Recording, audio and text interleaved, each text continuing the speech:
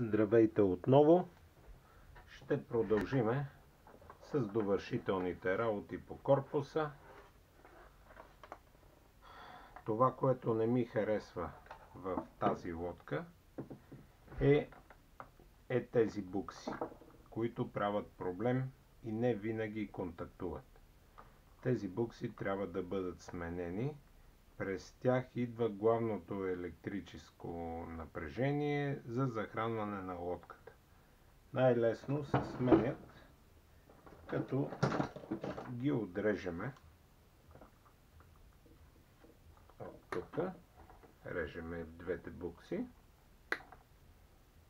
и тези купонзи не ни трябват повече. За целта заголваме двата проводника, през които се захранва лодката. Черното е минус, червеното е плюс.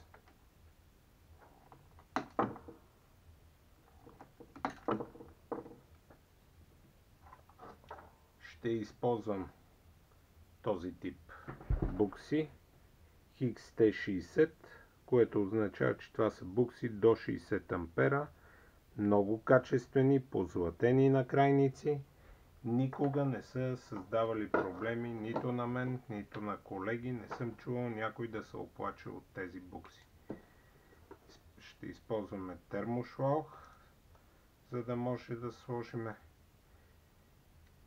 към буксите с цел изолация.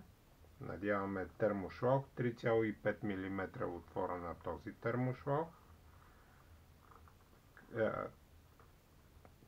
Не 3,5, извинявайте. Това е 35 го водят. Де-факто, сега ще погледнем колко е с една линейка. Ето го термошлауха. Това е 50 мм термошлаух, да сме по-точни. 5 мм, извинете, 5 мм. Грешка. Не може да е 50, защото 50 са равни на 5 см. Това е 5 мм термошлаух. Взимаме буксите и калайдисваме.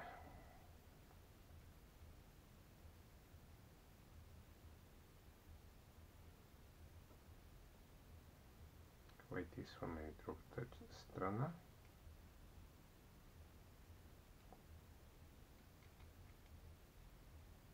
Така че кала е хубаво да се разнесе в буксата. Добре. След това калайдисваме проводниците.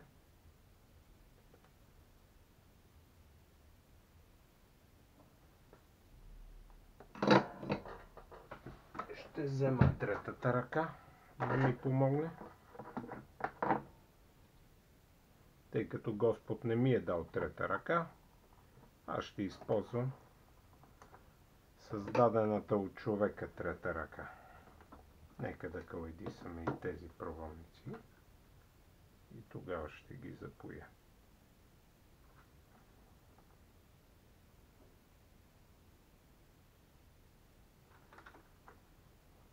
Така.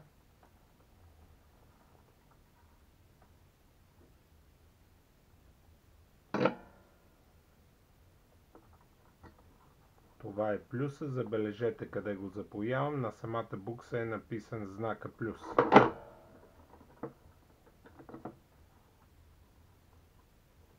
А това е минуса.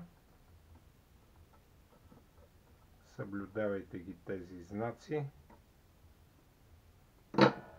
за да не допускате след това грешки.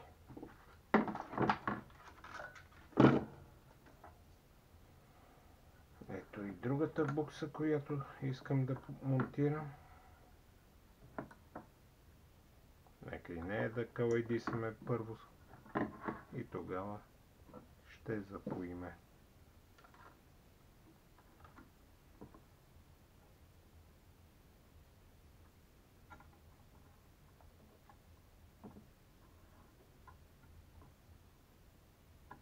хубаво загряваме и калайдисваме.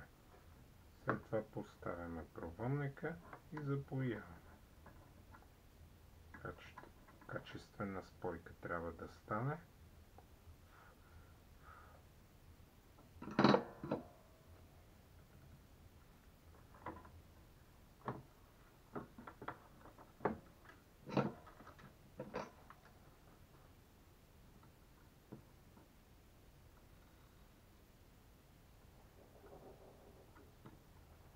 За целта трябва да използвате малко по-мощен поялник, както споменах и в по-предните видеа, за да може да стане хубава спойката.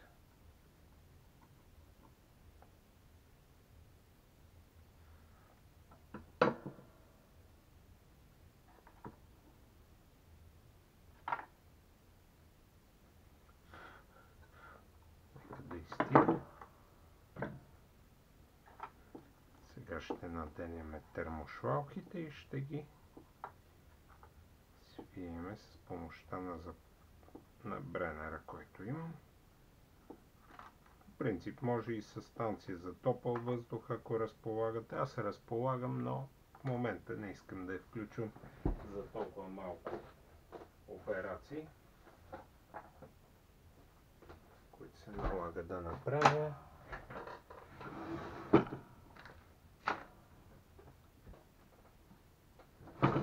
Ето го бренера, който ще използвам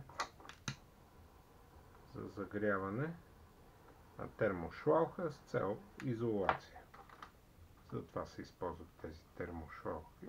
Бързо изолиране на проводниците. Ето, готови сме. Същото нещо трябва да направим и с акумулаторните батерии, които ще бъдат за захранване на лодката. Това са акумулатори 6 волта, 6 волта 4,5 ампер час. Правилно казах, 6 волта 4,5 ампер час. Това са буксите, които седат в лодката, а тук ще монтираме кабелчета с букси на самите акумулатори. За целта аз ще използвам силиконов кабел, 1 квадрат. Защо силиконов? Тъй като той е негорим и е много гъвкав проводник. Харесва ми като кабел и масово го използвам. Най-важното е, че е негорим. Отново си подготвяме термошлалки.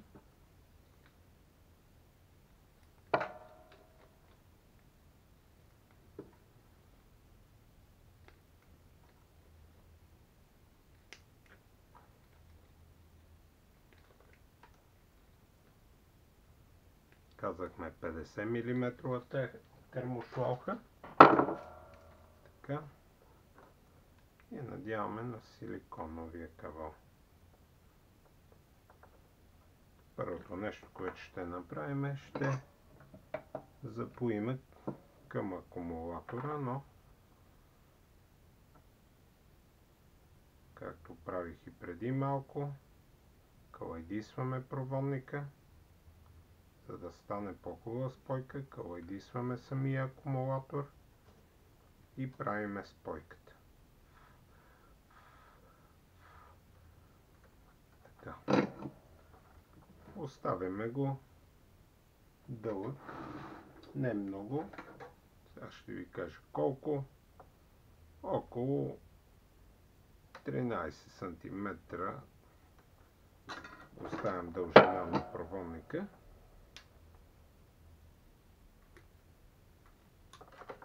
Така. Ето, режеме 4 парчета от този проводник по 13 см.